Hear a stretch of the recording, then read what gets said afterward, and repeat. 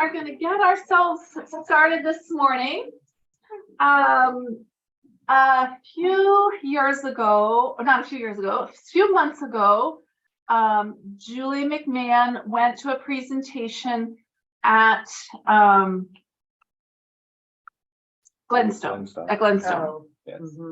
And heard Chuck speak about what he's speaking about with us today, and thought this might be, and brought the idea to the mission committee and said this might be something that Potomac Presbyterian Church would be interested in learning more about as we learn about our neighbors and the faith communities in our vicinity and some of the needs expressed and ways that we can be in partnership, supporting, loving, caring for, sharing in ministry with our neighbors.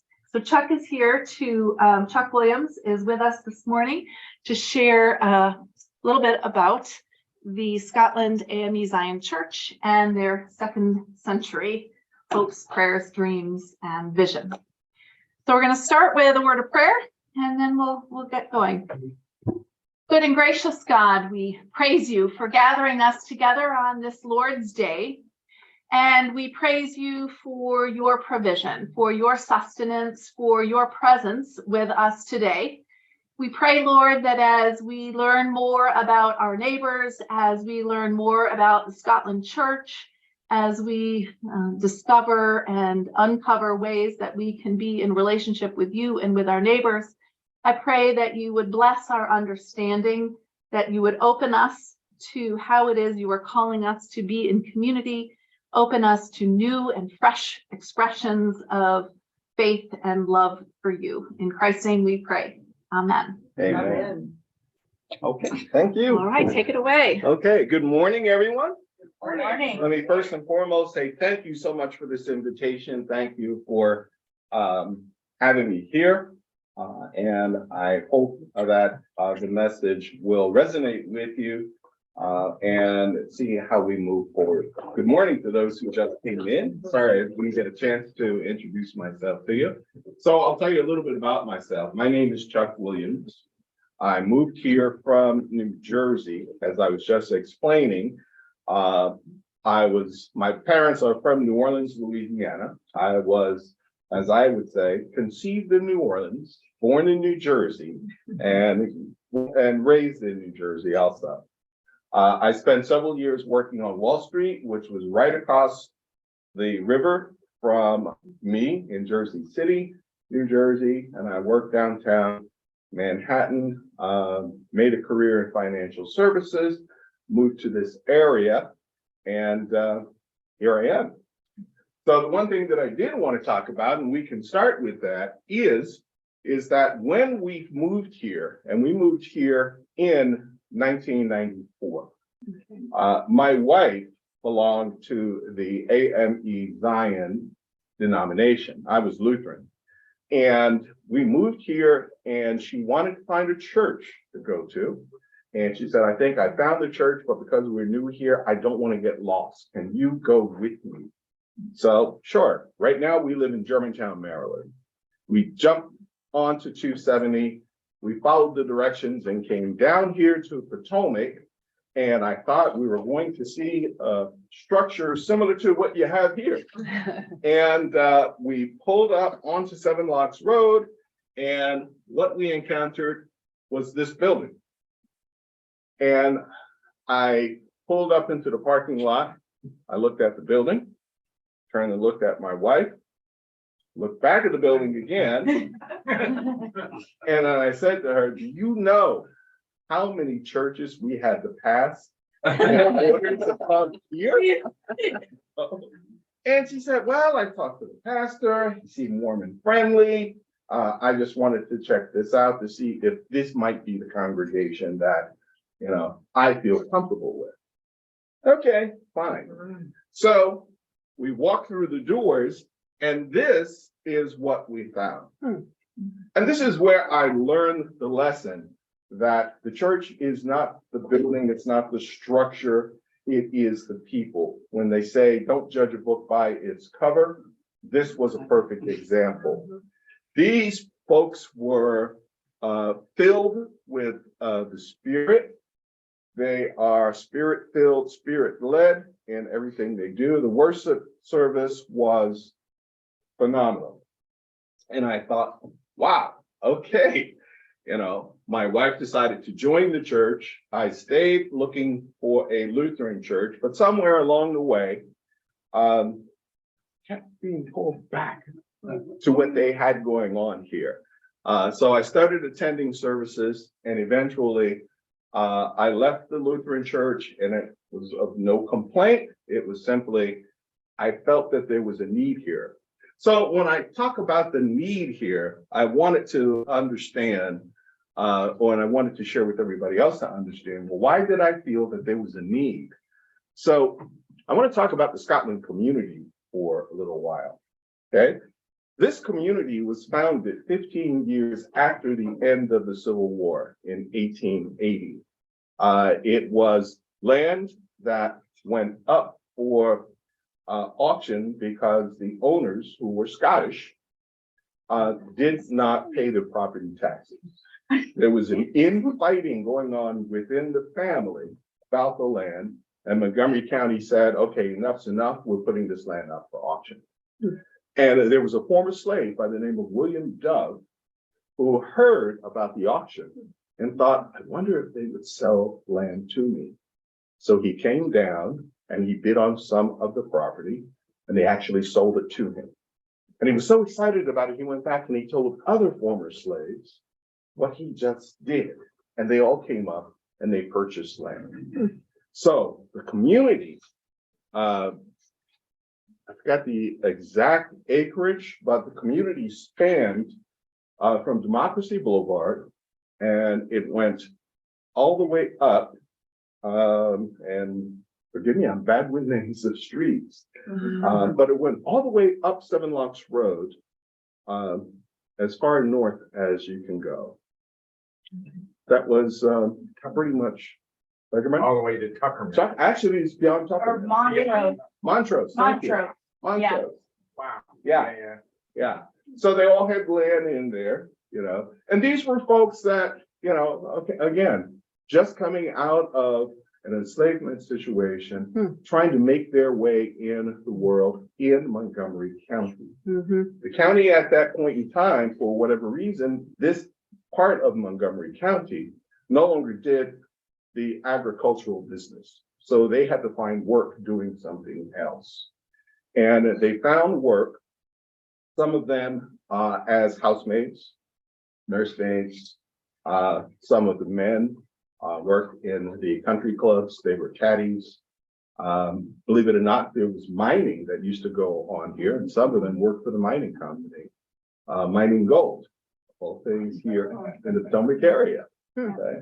So they took these roles, kind of a servant type roles, and that's what made up most of the community.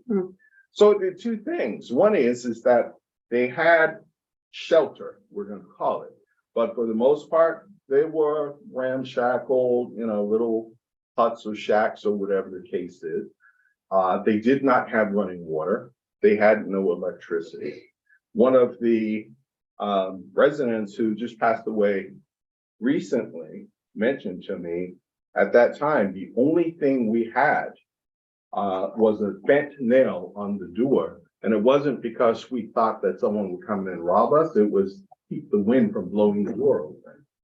So this is the life that they lived. They lived off the land, and there were no, mega malls or supermarkets at that time. So they lived off the land, a very simple life. Okay. And as the years progressed, there was more and more development that took place around them. At some point, they decided that, you know what, we want to do something else here, and we want to develop some other things. This community has been going through, when I came along, there was a situation, unfortunately, that happened at Potomac, the high school here, Winston Churchill.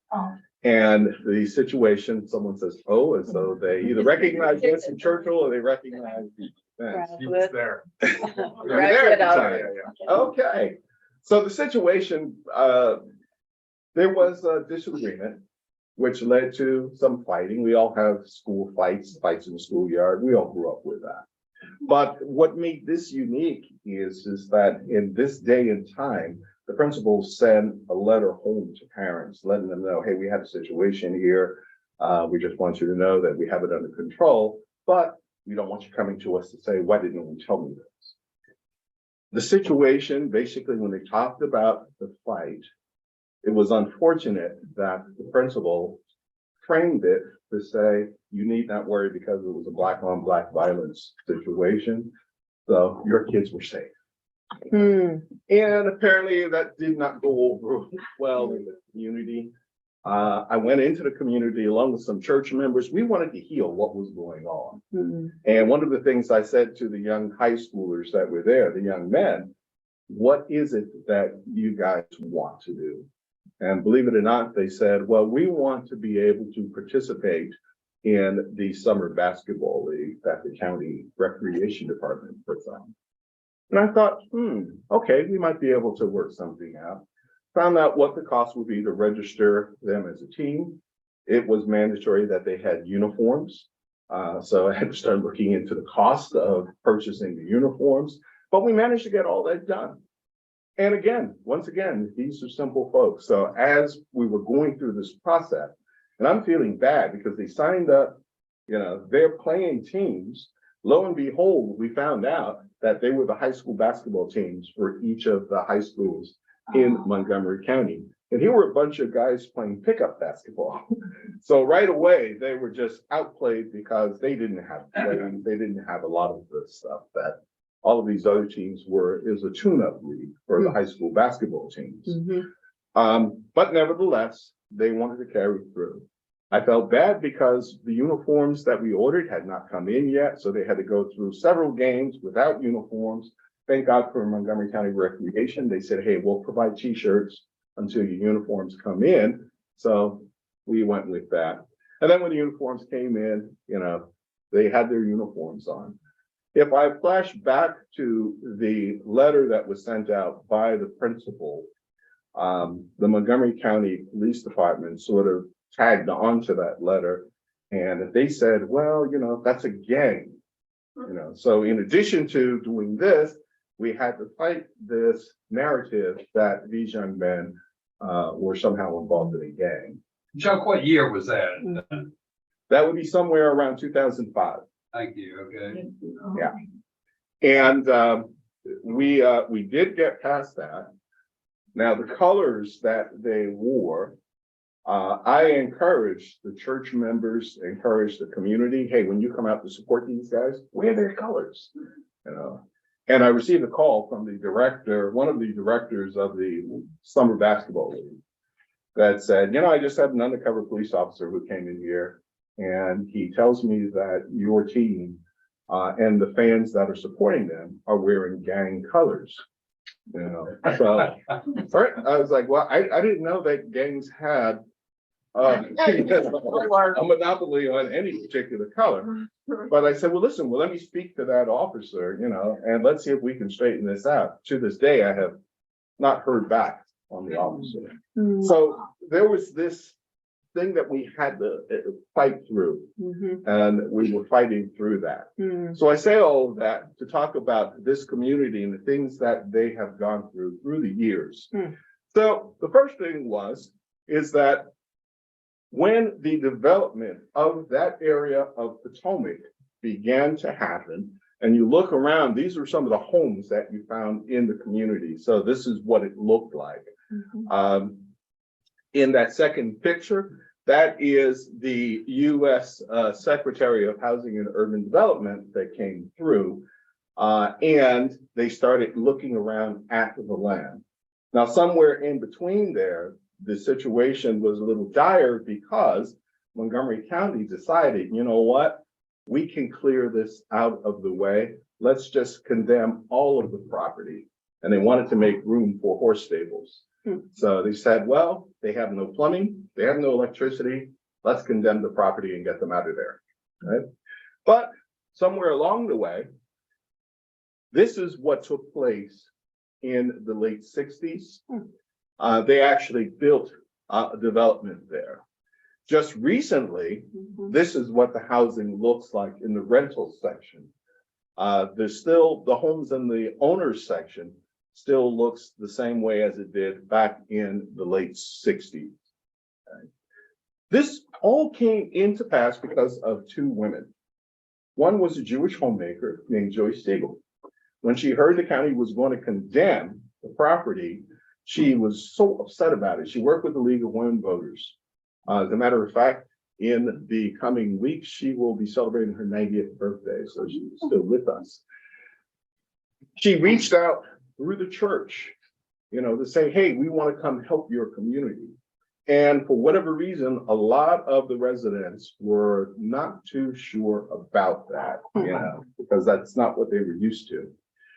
So the woman who was with her, Geneva Mason, came to a meeting that we had at the Scotland AME Zion Church.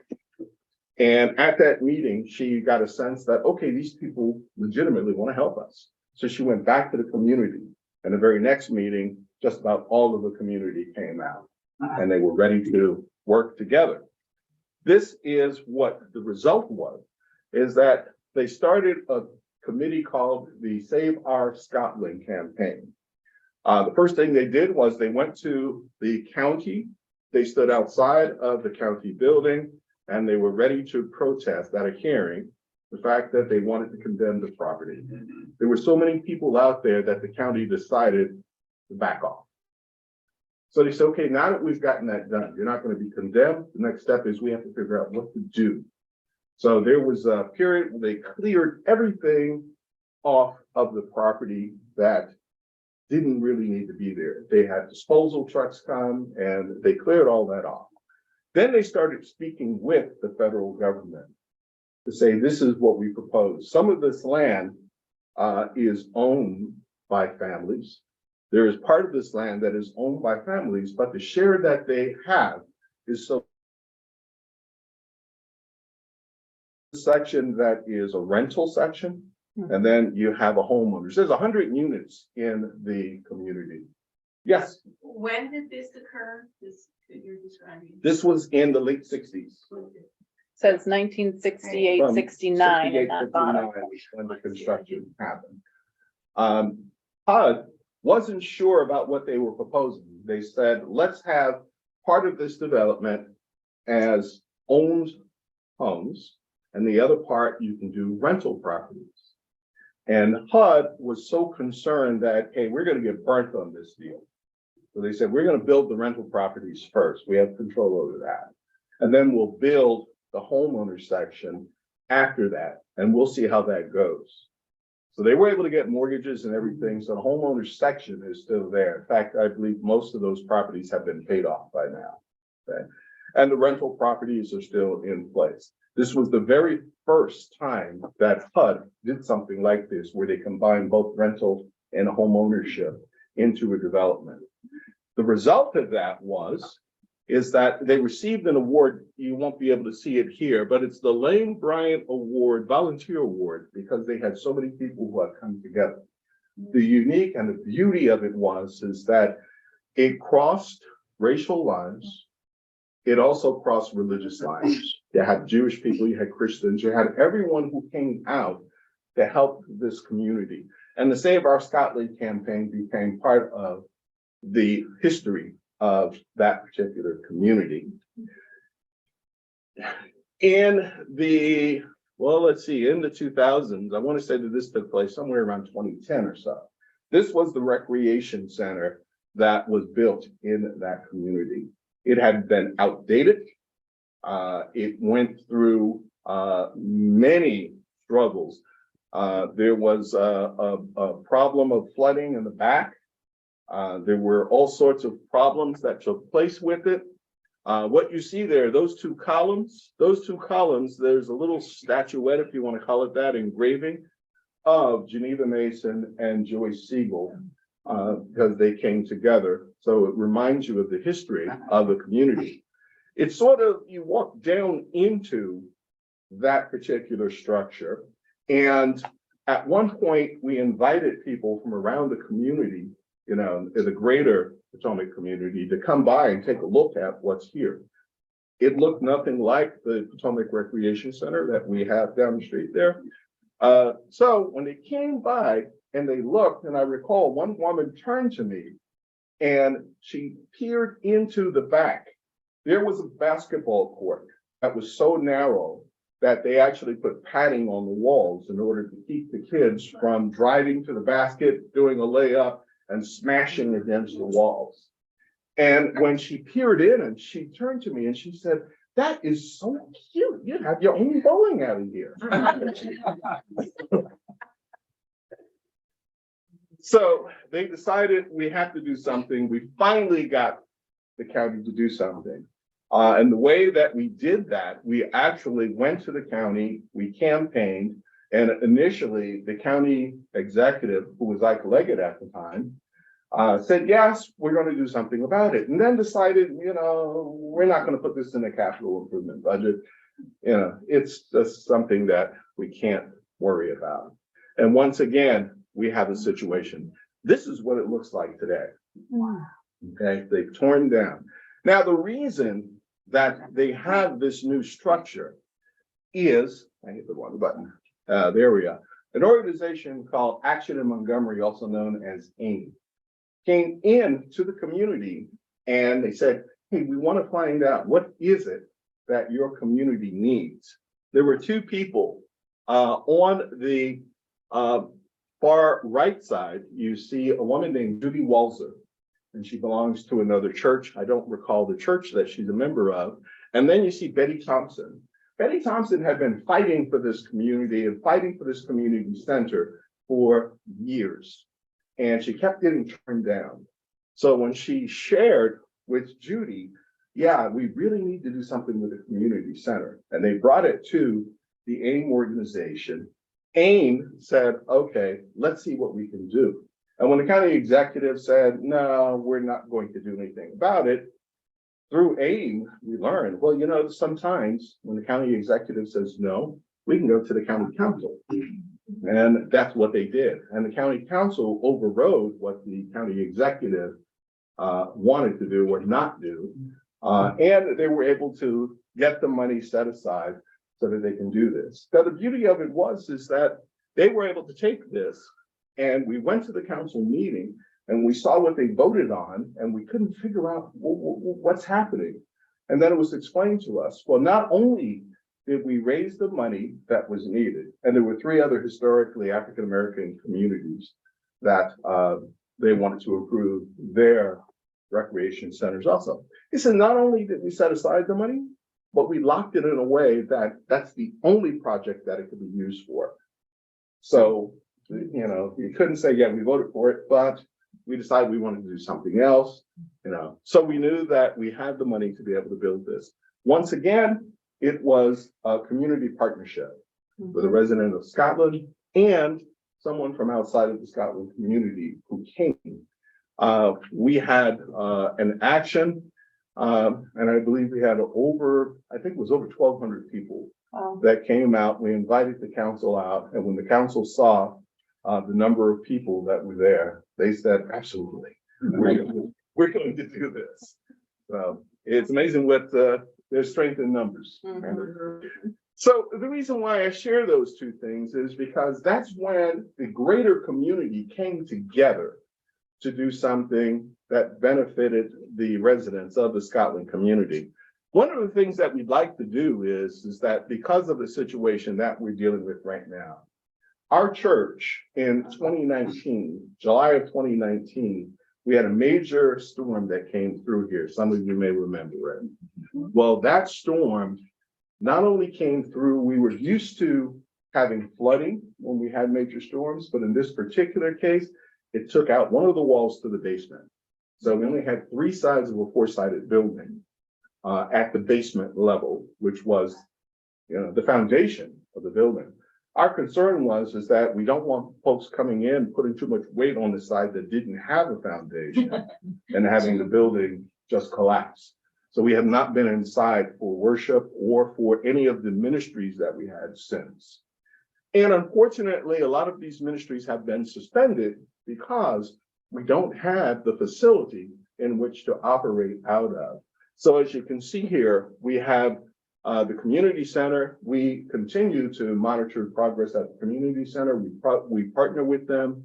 We had a recovery ministry. As I walked in, I saw where you have a place for AA meetings. So you understand the value of being able to have recovery in there. We had a food pantry. We're doing a Juneteenth festival. I'm going to share a little bit about that later, but we wanted to restore these ministries. So that was one of the reasons why we had to get this building back up and running. We were fortunate enough that we did have, once again, just as with Joyce Siegel, someone of Jewish faith who had driven by because this was on the news about the flooding and everything. And this gentleman said, I drive past there all the time to work. And one day he drove past and he got out of his vehicle, walked around the place. And then when he got back in his car and he drove to his office, he gathered his employees and he said, we're going to help this church. So that is the Glenstone Museum. Wow. And that's one of the things that they're doing. Now, here's the twist. Because they are a nonprofit, they cannot go out and raise money on behalf of another nonprofit. So they're helping us in a lot of ways that, well, we have never encountered before. Some of the things that they have done, they have recommended an architect. They have recommended construction companies. Now, we had to pay for it because they're not allowed to raise money on our behalf. But they're helping with resources behind the scenes in order to make certain that we can get all of this done. This is kind of what it looks like, and it's a 3-phase process. So phase 1 is to restore the historic building. Sometime in the 60s or so, there was a pastor who decided that let's apply for historic designation, and that kept many of the developers from trying to take the land and convert it to something else. So it stayed as a historic project.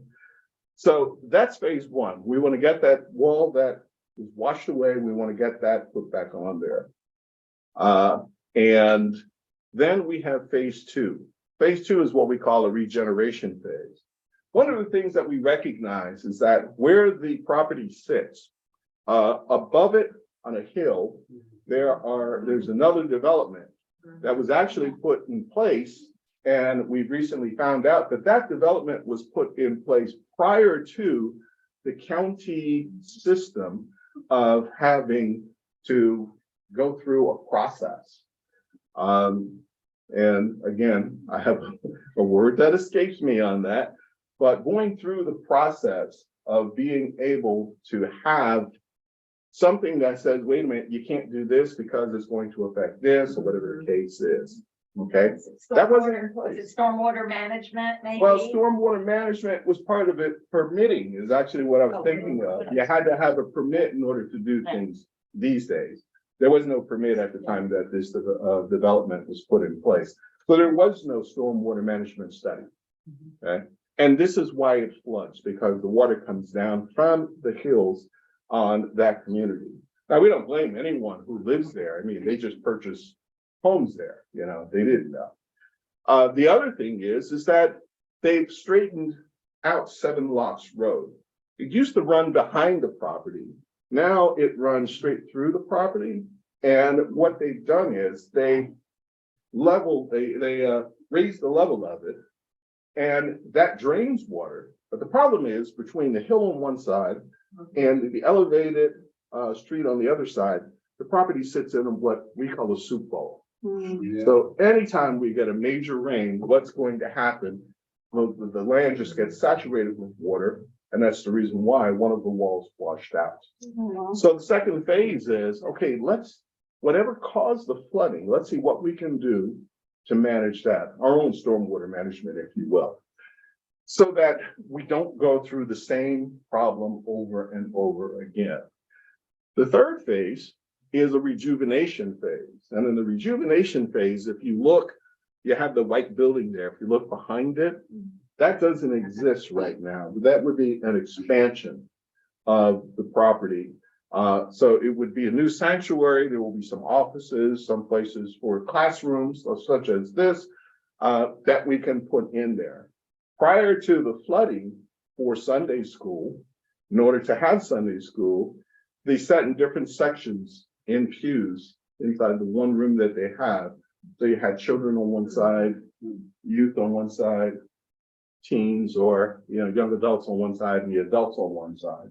So this will now have classrooms so that we can do studying separately in separate classrooms. After all, we want to make disciples, right? This is what the floor plan looks like, and this is what the architect firm came up with. So as I said, if you look over, you can see that on one hand, this will be the classroom spaces. This will be the sanctuary. We have a pastor's office and a meeting room. This will then become a multi-purpose space. Our plan is to open this up to the community as well. Still part of the church, but it will be for community usage. So anything that needs to take place, we used to have recovery meetings and and things of that sort. They'll be able to meet in that space. Anything else will be able to meet in that space. In addition to that, we're trying to design it so that should the sanctuary have a need for overflow, we'll be able to have monitors in there so that we can, have that shown and folks can sit in that section worshiping on Sundays. This new building is about 3 times the size of the historic building. So that means we'll have 4 times the working space that we currently have once this is finished. But in order to do that, we have to look at, well, what's that going to cost us to do that? So for the restoration, and we have bullet points, I won't read through each of those, but the things that need to be done, I think I've talked through most of that. We want to just get the historic structure up and in place.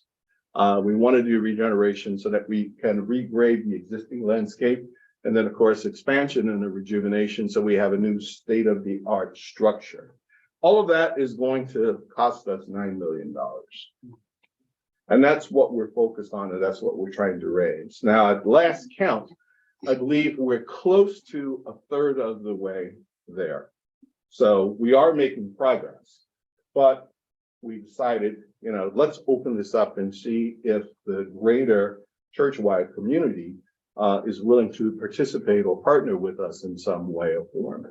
So again, we have community outreach that we have been doing. If you recall, at one point in time, Montgomery County decided that those streets that were named after former Confederate generals, and I hope no one's related to them in here, I don't want to insult anybody, but those streets that they wanted to get rid of, I must have hit something, sorry. So they had a renaming process that went along. So we did encourage, hey, let's see if, some of the people who were founders in this community, for Scotland, let's submit their names and see what happens. We got 2 of the names. I think this is on a timer. 2 of the names. Sorry, I'll back up a little bit there. So you see one, William Dove, who was the founder, and the other is Geneva Mason, who was the person who was the integral person during the Save Our Scotland campaigns. Those streets are now named after those 2 individuals. So the church helped in doing that. Then, of course, what you're looking at here is a picture of this took place, I believe, 2 years ago on what we call Juneteenth. All right. So those of you who may be familiar with some of your history or post-Civil War history, on June 19th of 1965 in Galveston, Texas, the first time U.S. troops went into that area to let the enslaved people in that area know that slavery is now dead in the United States. We no longer have slavery. So I'd like to say that, yes, in January 1 of 1963, we had the Emancipation Proclamation, which sort of Lincoln's, presidential action to end slavery, his executive order.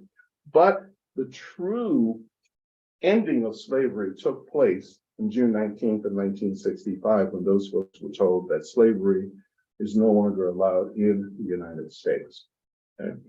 So it started out just as a small community gathering, but our partners with Glenstone said, why don't you guys just take this outside of the community? It so happened at that point that Joe Biden declared that this will now be a national holiday. So he said, well, let's share this with the entire community. And that's what we're doing right now. This young lady is the one who would organize this inside of the community. She has such vision and dedication. She, as a matter of fact, grew up in the community. She moved out of the community. She lived in a very luxurious home outside of the community. And somehow she felt a calling to come back. And she moved back into the community so that she can help the community raise itself up to another level. This is what the Juneteenth is going to be. So we will be doing this this coming June, starting on the 17th and going all the way through to the 21st of June. And we'll have different activities. I have something over here that lists all of the activities. I won't do that. The main, I won't go through that right now, but the main idea of doing this is that we want people to get to know who Scotland is. We just recently participated for the first time in the Potomac Day Parade. Right, so that we can let you know, hey, we're here, we're part of the community. So we're doing what we can to get some exposure first and foremost. Let's let people know that there is a Scotland community. Let's let them know the history of the community so that they know that we too are part of Potomac and the greater Potomac community. I should say, there is a QR code. I'm the tech person for the church, but in some things I'm a little technology challenged. So there may be some of you who will understand how to manipulate QR codes. I don't. And for those of you who would prefer the old-fashioned way, this is just building our email list so that we can keep everybody up to date on what are some of the going-ons, where we're going with this Juneteenth project. There was a good old-fashioned sign-in sheet. You can put your name and your email address. So don't feel that, like me, oh my God, I had no idea what to do with this QR code thing. So, and I encourage you, feel free to sign up and get on our newsletter list so that we can keep you apprised of what's going on with the development of the Juneteenth, as well as the development of our project, and ultimately into the future, the development in the Scotland community. Yes. Chuck, when did you start the fundraising? Because I feel like it's been going on for a really long time. Is that because of the flooding? I mean, all the setbacks. I feel like it's been 10 years since you've had that sign out. Well, no, it hasn't been quite 10 years since we've had the sign out. There may have been a similar sign, what you may be thinking of.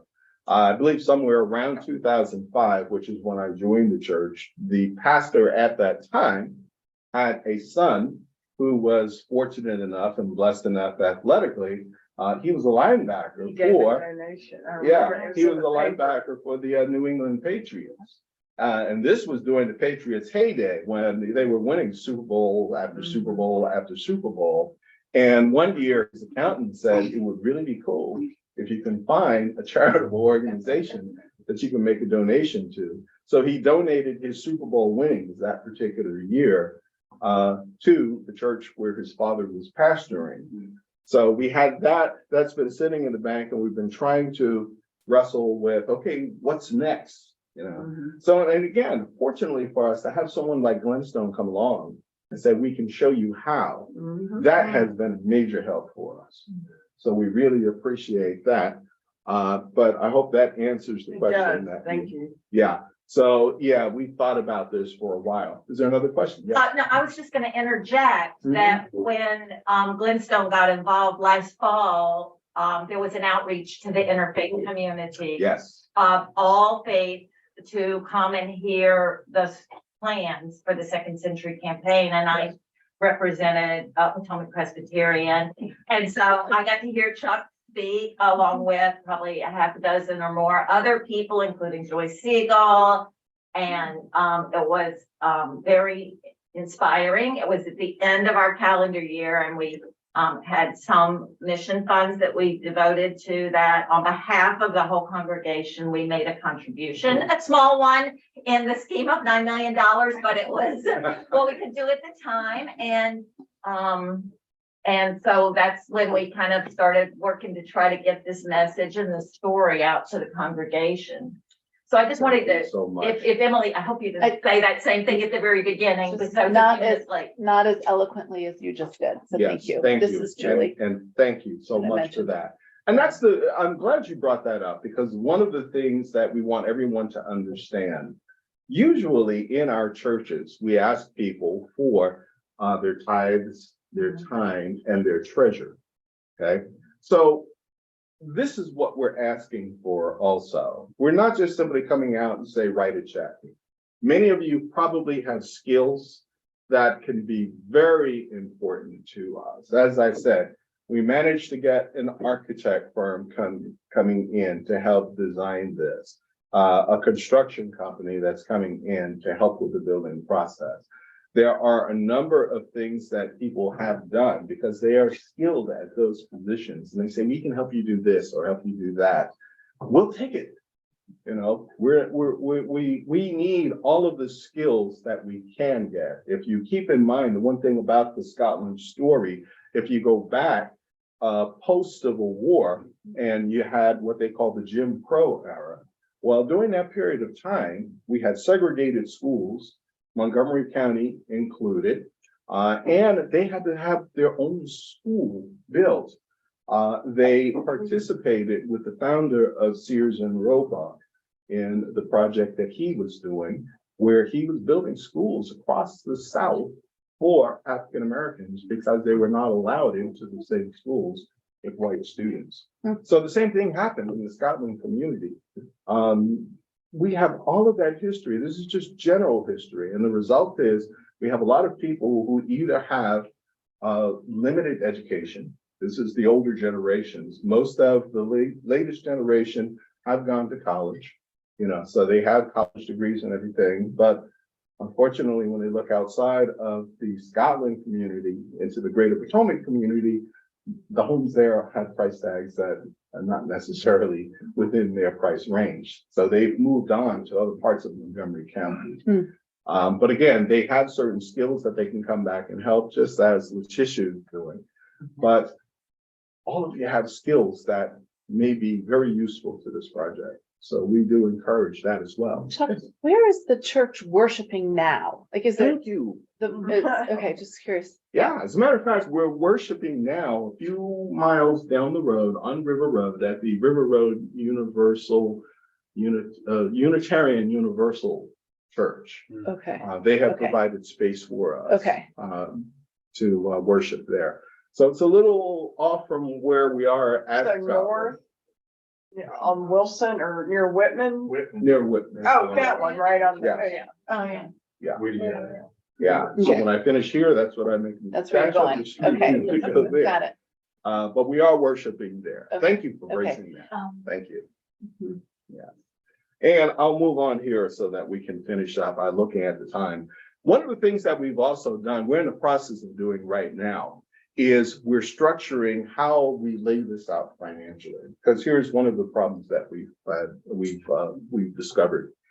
There are several churches that have said to us, you know, we really want to do something. We want to donate something to you. But unfortunately, our major bodies don't give us the permission to just give money to another church or another denomination. So we have to look at how are we going to structure this. For some people, you can make outright gifts. Some will not allow your church to make a gift directly to Scotland, but you might be able to make it through to one of the other ways that we're looking at. So we're in the process of developing 501c3 organizations that will be able to receive any contributions that people want to make. Again, donating directly to a church, you as an individual, you can do that. Whether or not the Presbyterian denomination will allow your church to make a donation. Maybe not, but you will be able to make a donation either to the Scotland Juneteenth Festival, or you can make a donation to the building that we're putting up that will be open to the community. Okay. So we're trying to figure it out and trying to accommodate all of the requests that are coming in. As an example, we have the Washington Gas come through. In order for us to begin construction, the gas lines had to be moved. They charged $500,000 to do that. And, you know, we had to, you know, come up with $500,000. And, you know, then they began construction. Well, again, our friends at Glenstone, who let me emphasize that they want to stay in the background. So I know I keep mentioning your name because we are so ever grateful to them. But they don't want to be in the limelight on this. But they have been pushing Washington Gas, and Washington Gas has finally said, you know what? Yeah, you're right. We want to give you your money back. Unfortunately, we can't make contributions to churches. Okay. So again, we're trying to find ways that we can set up and structure so that we can accommodate them wanting to make it as a contribution, but in essence, return, you know, the monies that we've paid out. So that's just an example of what this will do. Question. Yes. And I have no idea what it is, the neighborhood above you, because I know that you can see a house. Have y'all reached out to that group Great about question. your future to get them on board? And Yeah, great question. We have reached out to that community. And again, as I said, it's not their fault. These are folks that unknowingly they purchased property. So we're not upset with them or anything. One of the things that we're going to do, we're organizing the county water management system and the state water management system has volunteered. We'll go up and speak with that community on water management so that they can understand the importance of it and the impact that it has had and make suggestions on what they may be able to do to sort of help blunt the storm water that is coming off of that property down the hill into the Scotland community. So that's one way we'll be working with them. The other way that we're working with them, one of the residents of that community, who is an attorney, has volunteered his services and his firm's services pro bono. wow. To help us, you know, with what legal issues we may be having. They're the ones that are working on developing those 501c3 designations for us. So, and again, you know, there's more than just money. You know, yes. Tell us about Mr. Tukey and his involvement both with you and with Glenstone. Paul Tukey is someone who I think was heaven sent. The first time that I encountered Paul Tukey, he called me on the phone and he started talking and he says, yeah, so, you know, I see you're very well spoken, you know, this about you. He had all this information. I'm thinking, is he CIA? You know, turns out that he used to be an investigative reporter. So this is something that he does. The story that he tells, he was up in Maine and he had a pest control organization that he was working with. Glenstone apparently purchased some things from them. And Emily Rails, the wife of Mitchell Rails, contacted the firm and said, you know, you sent this stuff, it's pesticides and everything, and it says keep out of reach of children. But it's the area that we want to spray where the children play. So we have a little bit of a situation there. Paul came down, he resolved the problem for them. They were so impressed, they hired Paul away from what he was doing in Maine to come down here. He has opened doors for us that we, by ourselves, we would not have been able to do. We recently performed along with the Washington Philharmonic Choir over at our Arts Center over here. Please forgive me, I'm bad with names. Strathmore. Strathmore, thank you. We were at Strathmore. There's no way we would have had a performance at Strathmore by ourselves. Paul arranged that. Part of the thing with the Juneteenth Festival, the kickoff is going to be at the Bethesda Blues and Jazz Club in downtown Bethesda. Well, Paul sends me an email and he said, you know, I just put together a couple of connections. I contacted county executive and the county executive contacted the owner of Bethesda Blues and Jazz. And we're going to have this day available just for us as a fundraiser. I'm still in some respects sitting down saying, wait a minute, let me catch my breath.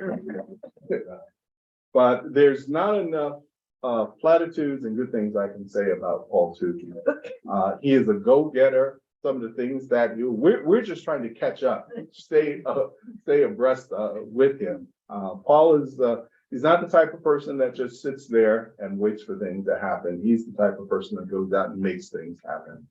So I can go on and on and on about Paul Tukey, but And he works at Glenstone. he works at Glenstone. And as a matter of fact, Mitch Rails, who's the owner of Glenstone, pulled Paul aside, he and his wife and some of the senior level management. He thought they were calling him in to fire him. But they said, what we're going to do is we're going to take away what responsibilities we have given to you. And we want Scotland to be your responsibilities until we get this project done. So again, with Glenstone, not only are they giving us a lot of expertise, but they dedicated someone to work with us in order to make this happen. Yeah. So, anything else about Paul Tukey? Okay, this is, as a matter of fact, Paul carries this around, a replica model of what this is going to look like when everything is said and done. Is that a flat roof in the back? It is a flat roof in the back, more of a slant. So that Okay, again, so- in storm water, yeah, it will roll off. Behind that will be a stormwater wall. So that as it's coming, whatever comes down from the hills will be redirected. Water seeks the path of least resistance. So it will be redirected onto areas where drainage can take place. One of the other things is that when we regrade, we're going to elevate everything, historic building and all, up 4 feet. And this way will be 2 feet above Seven Locks Road. So that when the water comes off, that water will then drain onto Seven Locks Road and go into the drainage system that was created for Seven Locks Road. Are they gonna upgrade the drainage system too? Because our neighborhood had the same flooding during that July storm, and that was the other thing they discovered, that what they put in now is much bigger than what they put in back in the day. Where's your neighborhood? River Falls, River off of Falls. MacArthur and Brickyard, and so the water just, and it destroyed. Yeah, that way. Okay, that's a great question. No, it just, Yeah, I don't know the answer to that question. I can see who we can contact to find out and Yeah. get back. and the let you know. storm management people, the water management people are great, because they've come in and tried to help all of us, try to figure out just in our little areas what we can do to help. Yeah. You know, That's the one thing that I will say is that as time goes on, there's different things that we discover. yeah, So where there was a time when there was no permitting process, we have a bid permitting process. Where we did not necessarily consider stormwater management before, Right. we're now trying to play catch up so that as a county, we can see where are the places where we need stormwater management more intensely than we do Exactly. in other areas. that's what we've discovered. Chuck, I didn't have a chance to look at that and I will. Is there a race of some sort on for the Juneteenth? There is a foot race. Okay. There is I a know flag- mission okay. committee was asking, okay, you're working on it. Okay, Yeah. okay. Who's working on Oh, Yeah. Bobby. Paul and I are Okay. in Montgomery County Road. Oh, yeah. Okay. Okay. Yeah. So I know mission committee was talking about Right. this, and we were wondering, and that's why Chris is not here. He said, can you just make sure that we have, Almost it's permitted. Okay, I believe okay. the permits All right. are. So it is happening ready to on go. the Monday. But it's Monday, Okay, Okay. yep, So we're looking to have a team, right? potentially, Yeah. yeah. 5K. And that's a perfect example of what we're talking about. If you have expertise in some area, especially for the Juneteenth event, there's so many different activities going on. We have someone who is gifted enough that he can help coordinate the 5K run. Yeah. That is awesome. Thank you. And are you gonna have Not you, tours Danny. of the building on Tours of the existing? existing building. No, and I'll tell you why. Unfortunately, what was in the news most recently, there were some teens that broke in. Nothing was taken because everything pretty much, for the most part, has been cleared out. There was damage done to the front door because they kicked it in. And everyone decided that what we need to do is sort of seal the property off so that no one gets access to it. So they fenced the property in.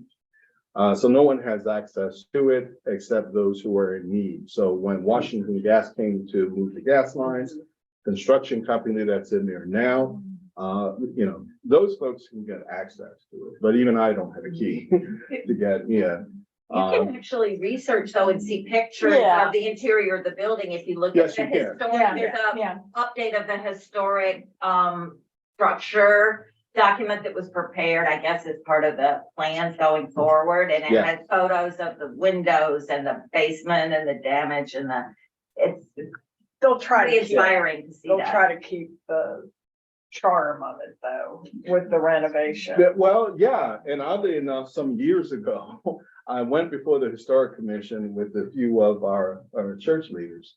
And they approved what we wanted to do at that time, which was much, a little bit more modest than what we're looking at right now. But the one thing that they said, whatever you do, you cannot overshadow the historic building.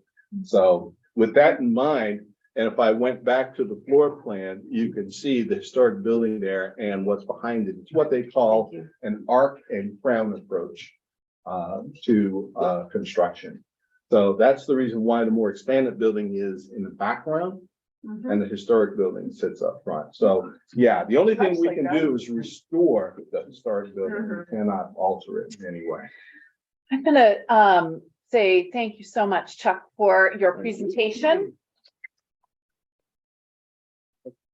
Been most informative, and we very much appreciate your time and your sharing your passion for this project with us and helping us to see ways perhaps where we can intersect with you and your community to partner with some of the needs that God might be calling us to. So very, very grateful for you being here with us today. Many, you many so thanks. much. Yeah. And I want to thank all of you for putting up with me for the last hour or so.